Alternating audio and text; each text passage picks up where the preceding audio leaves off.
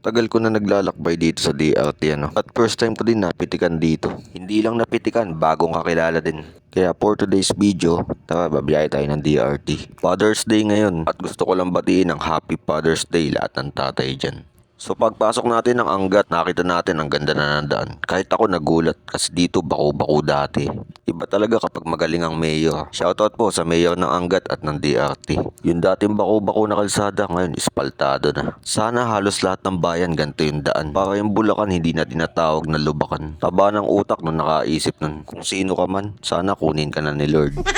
Hindi, biro lang yun. Good vibes lang tayo. Mukha lang seryoso magsalita. Sobra ako na-amaze doon sa daan na to. Dati kasi bako-bako dito. Talagang lubak talaga, as in. Pero ngayon, grabe, ang laki ng ginanda.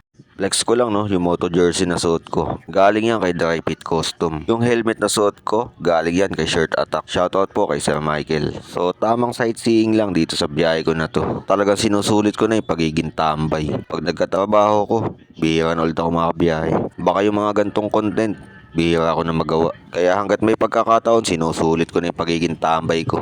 Napaganda din yung pagkawala ko sa trabaho. Kaysa ma-stress ako, tama lang yung naging desisyon dun. Yung sobrang saya nila, di nila alam mas masaya pa ako dun. May mga bagay kasi na naging pabor sa akin na hindi nila alam. Kung nakikinig man sila kung ano man yun, aba sa akin na lang yun. Basta masaya ako, umalis ako dyan sa trabaho ko na yun. Walang sama ng loob, nagpatuloy lang. Bali mabalik tayo dito sa biyahe ko na to. May pinuntahan lang talaga ako sa Angat at naging side trip ko lang talaga dito. Akala kasi nung iba pag-gala-gala lang ako. Di nila alam kahit papano sumasideline din ako. Siyempre para may panggala tayo. Sabi nga nila, kapag mahilig kang gumala, dapat masipag kang dumiskarte. Totoo yun. Kumbaga, pahinga lang saglit tapos banat ulit. Hindi kasi tayo pwedeng huminto. Madami tayong responsibilidad sa buhay. Itong content na ginagawa ko, bonus na lang to sa akin. May manood man o wala, ayos lang yun. Simple lang ang buhay, wag na natin palalain pa. Kung sino yung nakaka-appreciate, doon lang tayo. O siya, dito na tayo. Na-miss ko din tong DRT. Dati, linggo-linggo nandito ako. Noong naging admin ako ng group page, mas pinili ko maging tahimik dito. Kumbaga, masid-masid lang sa paligid. Ang purpose lang naman ng group page na yun is to promote yung mga tourist attraction dito sa DRT. Wala akong plano magpasikat dito o magpakilala. Ang akin lang, matulungan ko yung ibang naghahanap ng mapapasyalan dito sa DRT. Laki na nang in-improve nito since pandemic. May running water doon sa baba. Napansin ko mayroon na naliligo. Nasilip ko na yan before. May ilan lumot lang pero the rest all goods. Sana mapanatili yan. Bali nagpatuloy lang tayo sa biyahe natin dito. Talaga kung makikita mo, napakaganda na ng daan dito. Plano ko magpunta talaga niyan ng Digos Hills. Tapos maglalunch ako doon sa Arnox. Hanggang nakarating ako ng Sapambulak. And timing na timing, nakita ko namimitik sila dito. Nakapitikan nila ako kaya naisipan ko lumiko at makihalubilo sa kanila. First time ko silang mamit dito. Dati kasi sa page ko lang nakikita yung mga pitik nila. Wala sila doon sa Portal S. Dito ko sila nakita sa may Sapambulak. Shoutout nga pala sa kanila. Kay Boss Flickshot, Boss Potoy Toy, and Boss Boy Palaboy. Hindi ko na-expect ganun pala sila kabait sa personal. Sila na nag-o-offer, napipitikan nila ako. Pero naiya ako nung that time. Ganito yung mga galawan nila pagka namimitik. Nung sinilip ko yung Facebook page nila, napaka-solid ng mga shots nila. Talagang ang dami nang namamasyal dito ngayon. Patunay lang na nag-i-improve ang tourismo ng DRT. Napaka-solid ang bangkingan dito sa may Sapambulak. Kapag di ka ganun kagaling bumangking, ingat ka na lang. Tulad nito na muntik na maaksidente. Shoutout nga pala kay Boss Potoy Toy. Napaka-solid ng mga pitik niya. Check niyo yung Facebook page nila. Follow nyo na din kapag may time kayo. Yung tinatawag ko na bossing na si Semax. Wala dito. Shoutout sa'yo Boss Nelson kung napapanood mo to. Todo effort yung pamimitik nila dito. Kung makikita mo talagang nakahiga si Boss Palaboy. Sarap kasama niyan, kuwela ka usap. Lahat ng pinipitikan niyan. Solid. May ilan dyan, pabalik-balik pa nga. Hanggang sa nahinto dito yung isang sa mga miyembro ng ERCP o yung Ibo Riders Club Philippines. Sobrang humble ang mga pitikeros dito sa totoo lang. May mga ilan gusto sila bayaran pero di nila tinatanggap. Lalo na si Boss Potoy Toy. Kumbaga ito lang talaga yung habit niya dito.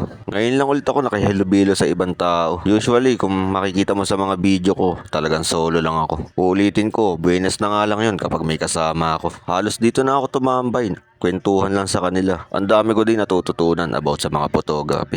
Pinag-iisipan ko din kung papasukin ko ba to. Pero aminin ko, na-inspired ako sa mga ginagawa nila. Pero yun mo, hindi sila nanghihingi ng kapalit. Kumbaga, makita lang nilang masaya yung pinipitikan nila. okay na sila dun. Tsaka hindi nila pinipilit na manghingi. Kumbaga, kusa talagang binibigay sa kanila yun. At yun ang nagustuhan ko sa ginagawa nila. Unlike do sa ibang photographer, no? Lalo na do sa may marilaki. Talagang garapalan ba? Pero di ko nilalahat. May ilan lang talaga. So dito, pitek check lang muna. Mukhang may konting problema yung camera ni Boy Palaboy. So dito, tamang kwentuhan lang. At maya bumabachi na sila isa-isa. Unang meet ko pa lang sa kanila, pero feeling ko tagal ko na silang kakilala. Follow nyo pala sila sa kanilang Facebook page. Sana magkasama-sama ulit kami dito sa DRT. Tinamaan ako ng gutom at naisipan ko kumain dito ng pares. Shoutout nga pala kila ate. Matagal na daw sila nakapollow sa akin, pero ngayon lang nila ako na-meet. Dalawa yung binili kong pares, kaso biglang nawala si Flickshot. Literal na flicker nga.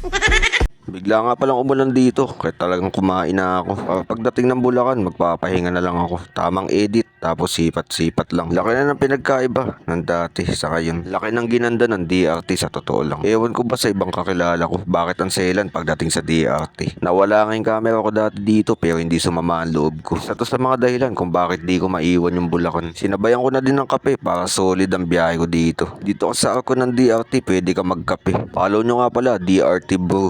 Habang nagkakape ko, may natanaw kong magandang view dito sa gilid. Dati wala yan, mataas na damo nakalagay dyan. After ko magkape, babiyahe na din ako ng Bulacan. Doon sa mga nakakilala sa akin at na-meet ko, salamat po sa inyo. At kung umabot ka sa video na to, follow mo naman yung aking Facebook page. Bago pa lang ako sa pagbablog at di ako ganun kagaling maging vlogger. Yung pagharap sa camera, hindi ako ganun kabihasa. Pati pagsasalita, sinisikap kong i-workout yun. Kaya kung ano man maging resulta nito, kahit ako hindi ko alam. Palagi ko pinagdadasal ang bawat lakad ko, mga plano ko at sana ganun din kayo. Ngayon pa lang nagpapasalamat na ako sa mga suporta na natatanggap ko. Lalo na kay Dry Fit Costume. Binigyan niya tayo ng moto jersey para may naisusuot tayo sa mga biyahe natin. Napaka-solid talaga guys. Kahit ako di ako makapaniwala. Ang daming content creator dito sa Bulacan. Kahit ako nagtataka bakit ako yung napili nila. Sobrang pinagpapasalamat ko yung mga bagay na yan sa buhay ko. Yan yung mga tinatawag na blessing in disguise. At kung may dumagdag man dito, lalo akong nagpapasalamat dun. Pero syempre, unang-una hindi ako nag-i-expect sa mga ganyan. Kung ano ang pinagkaloob sa akin ng nasa taas,